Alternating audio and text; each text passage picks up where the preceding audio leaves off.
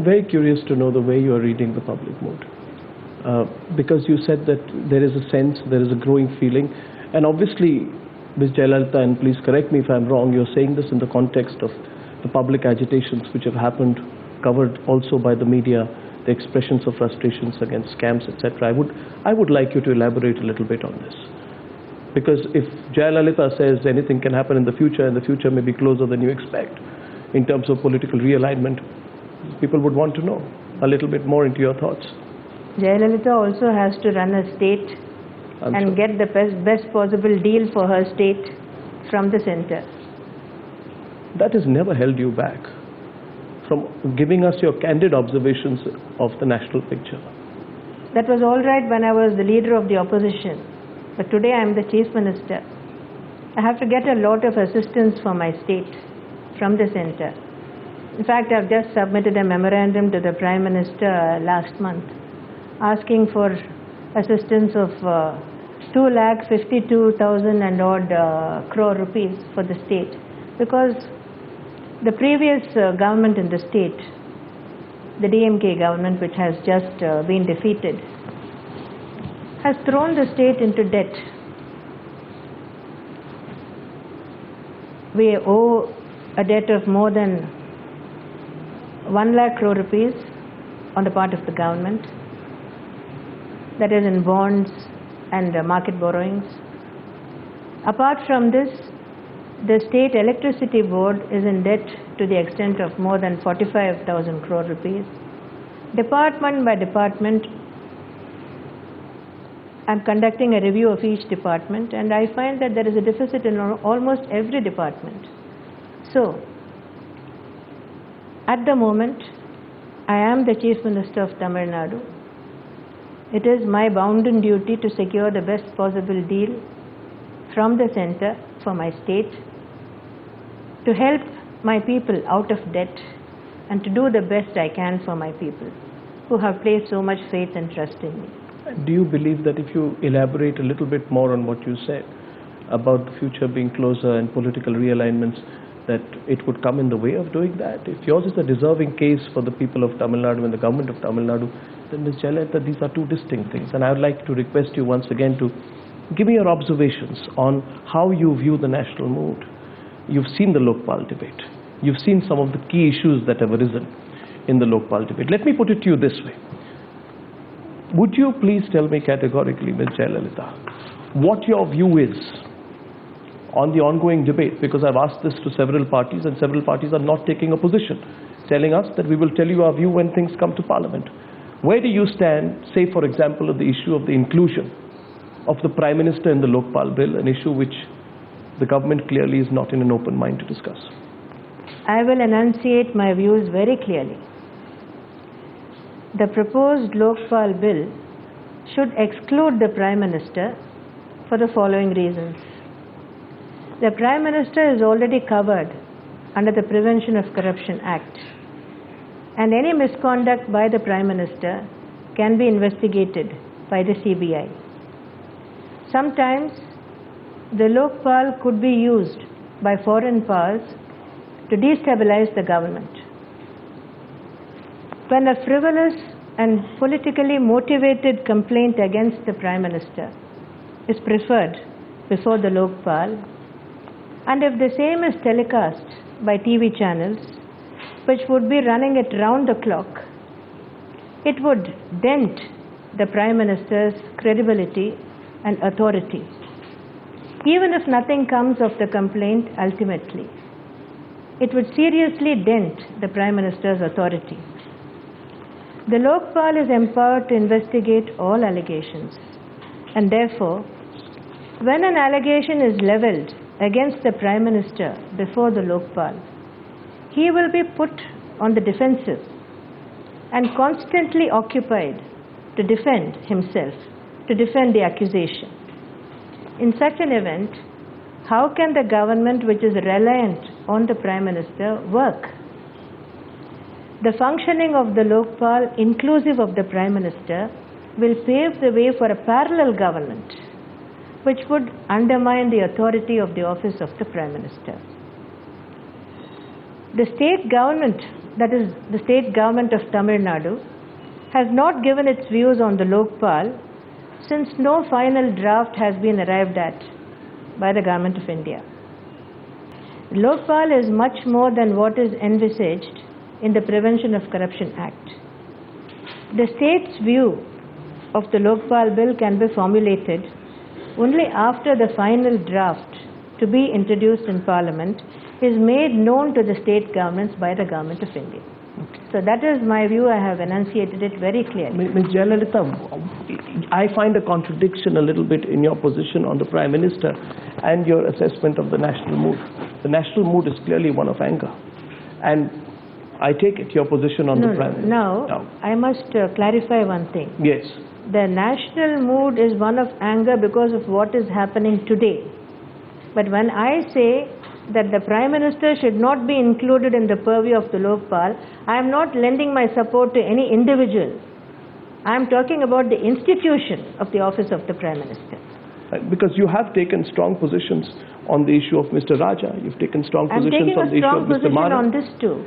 If the Prime Minister is included in the purview of the Lokpal, that will mean there is a parallel government. And unless the Prime Minister is vested with full authority as laid down in the Constitution, a Prime Minister cannot function, cannot administer this country. So nothing should be done that will erode or undermine the authority of the Prime Minister. What is your view on the non-inclusion of the CBI under the Right to Information Act, which has been an ongoing subject of debate? The CBI has been excluded under the RTA, and many people have a strong view against it. They feel it curbs transparency. There are certain areas in government where secrecy has to be maintained for so many reasons. Just as you have the CBI at the center, you have the CID, CBCID in the state also. Now, they deal with hardcore criminals, terrorists, criminals of all kinds. If every bit of information is sought to be obtained under the RTA, how can you deal with such criminals? They themselves might be putting up others to get this information on their behalf. But the CBI is not an intelligence agency, as defined. But they have to deal with criminals and with crime. So where investigation of crime and dealing with criminals is concerned, a certain amount of secrecy is necessary, otherwise you just can't function. The other big ongoing debate, because Ms. Jayalalithaa, a lot of your positions on key issues are important at the national level. There's been also an ongoing debate on the communal violence bill. And the prevention of communal violence bill as drafted by the National Advisory Council, the debate has been over the fact that only minorities are included in the definition of a group, linguistic and religious and other minorities. Some people feel this is anti-majority. I'd like to know where you stand on this. In general, we oppose this bill because we feel that maintenance of law and order is a state subject. It should be left to the state governments to deal with communal violence. In brief, that is my stand. So a sweeping bill of this nature wouldn't really add to the prevailing atmosphere? No, this is just another attempt by the center to encroach on the powers of the state governments. Law and order is something that can be dealt with only by the state governments. It should be left to the states. Ms. Jayalalithaa, I know that you have kept your options open as far as both Congress and the BJP in the course of this interview. May I ask you more broadly, do you feel that Indian politics, 2013-14, after the next general elections, can be a single party rule, or in your view is coalition politics? And I'm phrasing this a little more broadly, hoping that I'll get a clearer position from you. Do you think coalition politics with the involvement of greater regional players is the order of the day? I can't make any prediction. I'm not an astrologer. But in trying to answer your question, I can only say that it does seem as though the days of a single party majority rule are over.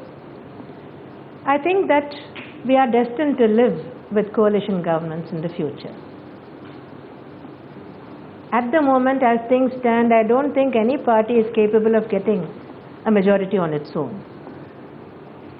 By that definition, you, as the leader of one of the largest parties, apart from the BJP and the Congress, in the prevailing political situation in India, in 2014 will be a major player. You cannot just restrict yourself to Chennai, Ms. Jayalalithaa. Let us wait till the next general elections come around. It's hardly a month and a half, not even a month and a half. It's just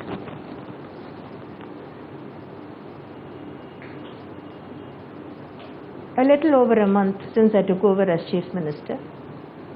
So let us see what kind of situation arises when the next Lok Sabha elections are due. In answer to your earlier question, can I please interpret that question? Your answer is you seem to indicate a midterm election could happen sooner than 2014. Anything can happen at any time. That's what I said. I didn't say something is going to happen at this particular time. Anything can happen anytime. We have to be prepared. Prior to 2014? Pardon? Prior to 2014. It's possible, quite possible. Why do you say so? No, I don't wish to elaborate. I don't wish to elaborate. I want to now come to a couple of issues that are concerning Tamil Nadu, Ms. Jayalalithaa. Your decision to scrap several old schemes, in insurance schemes, housing schemes, television schemes, the metro. I'm not aware of all the details, but broadly my question to you is at two levels. One is your decision to scrap schemes, and the second is the inquiry commissions which you have instituted into one particular case.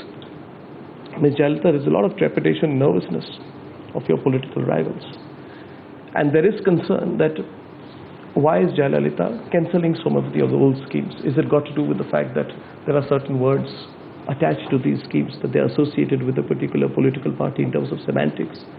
Use of the word Kalingar, for example. Why have you done that? Where was this word used? I'm told that in a particular insurance scheme, this particular word was used. But why would you scrap some of the old schemes?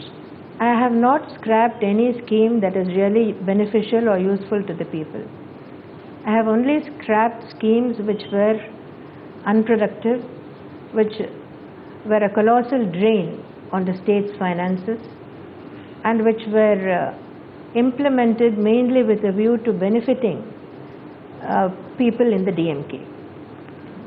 Now, you refer to commissions of inquiry. So far, I have instituted only one commission of inquiry.